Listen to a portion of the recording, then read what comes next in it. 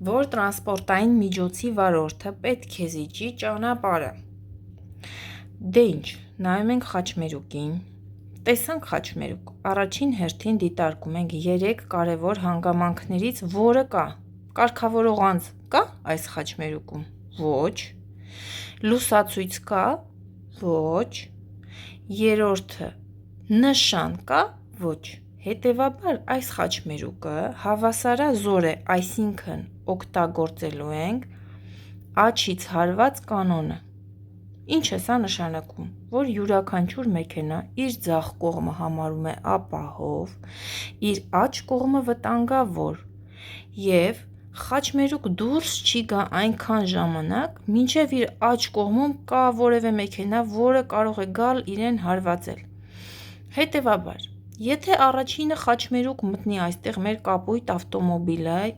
և միացրած է իր ձախ թարթիչը, այսինքն նա ճանապարհը շարունակելու է դեպի ձախ։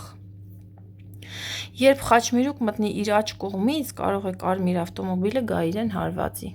Հետևաբար, նա չի մտնի խաչմերուկ մինչև կարմիր ավտոմոբիլը չազատի խաչմերուկը։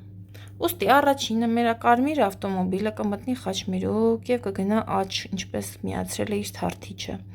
Իր ձախ կողմում հայտնված կապույտ ավտոմոբիլը նրա համար վտանգավոր չէ։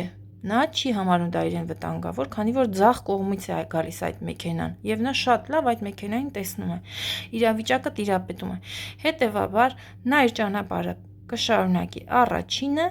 նրանից հետո նոր կապույտ ավտոմոբիլը, երբ մտնի խաչմերուկ և կարմիրը գնացած լինի, իր աջ կողմը դատարկ կլինի և նա հանգիստ խղճով ձախ ուղղությամբ կշարունակի իր ճանապարհը։